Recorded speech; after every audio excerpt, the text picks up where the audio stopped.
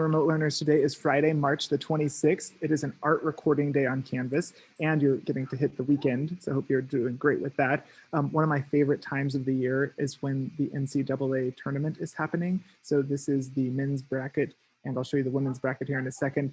These are the 64 teams that started, and then the ones that are down to the Sweet 16 this weekend. So Gonzaga will play Creighton, and then you get to choose the winner. And then USC will play Oregon, and then you choose the winner all the way down to the national championship. So the teachers had a contest. I'll tell you the winner soon. I don't think it's going to be Dr. Shivers, sadly, because I had my local Kansas team going a little too far in the tournament, and they're out. So they got a brutal defeat against USC earlier in round 2. So Sweet 16 is happening this weekend. Super great to see that.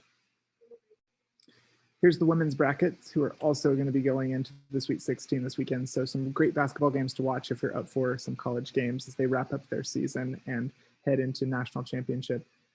We're super excited to hit chapter 5 of Finding Langston. We have an awesome one of our K-State interns. Mrs. Hoffman is reading for us. So Ms. Hoffman, thank you so much for reading today. I was an intern just like you many years ago, and I got to be an intern with 4th grade at Lee Elementary. So cool that you all get your experience with us. And so we're delighted to have it.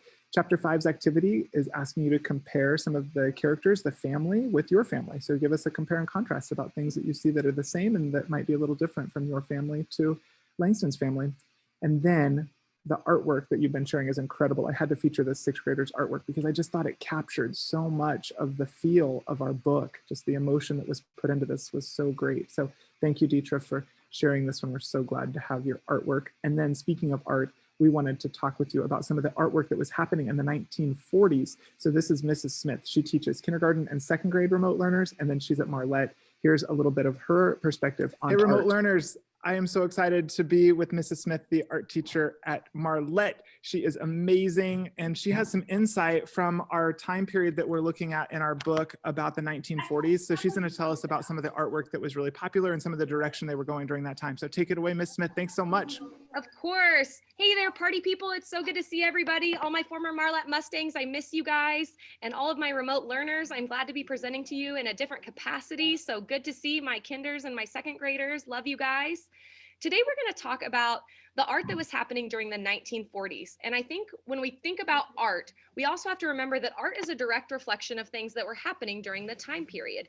So abstract expressionism comes about in the 1940s and is a big result of things that are beginning to happen. We're just coming off of the Great Depression, and we're also getting into a huge world war. And that greatly impacted the work that these artists were making. What is abstract expressionism? Well, here's your definition. A development of abstract art that originated in New York during the 1940s and 50s. It was aimed at subjective emotional expression, especially creating art spontaneously, specifically action painting. Some of the leading figures during this time period were artists like Jackson Pollock and Willem de Kooning. A little bit more about abstract expressionism. We consider it like a post-World War art movement. They're taking all this angst, all of this anger, all of this emotion, and they're putting it onto canvas. They're getting it out and having other people understand all of the stuff that had been trapped inside of them. We see for the first time this American movement. Everything had kind of originated in Europe and then makes its way to America.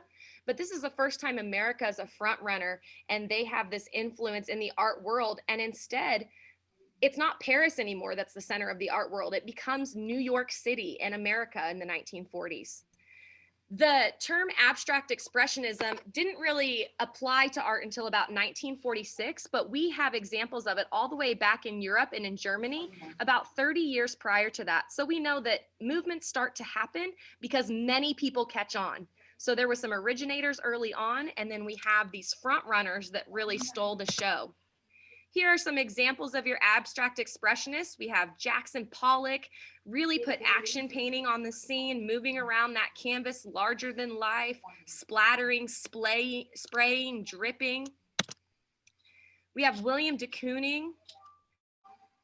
Color, we see abstraction. Remember, abstraction is lines, shapes, colors, designs, but it's hard to identify specifically what's happening in this image.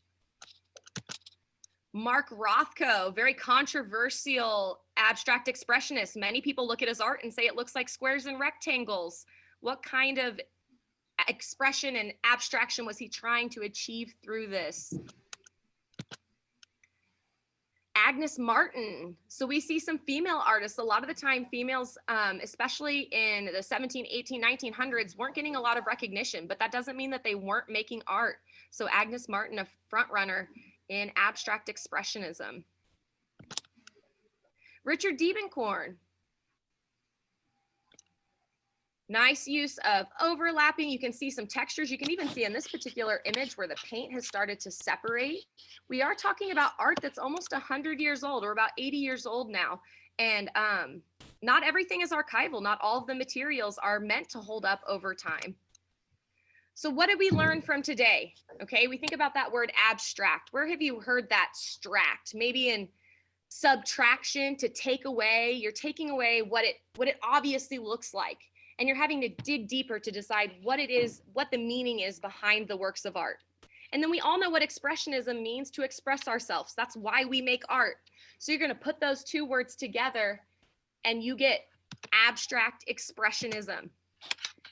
Abstract expressionism, I want to end with this quote here, was the first American art that was filled with anger as well as beauty. It's very, very important that the reason we create art is so that we can speak in a way that words won't define, in a way that words can't communicate. We can do so visually and from our hearts and let other people know what it is that we're thinking and feeling. I hope you can find connections in your book and your main character and the feelings and emotions that he's going through, and perhaps think about the types of art that he might want to make, as well as some of your own.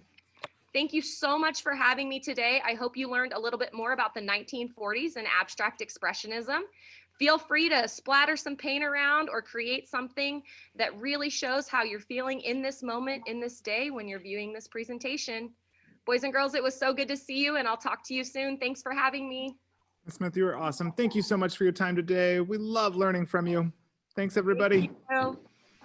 Cool. Hope you guys stay brave, creative, and strong. Have a great weekend.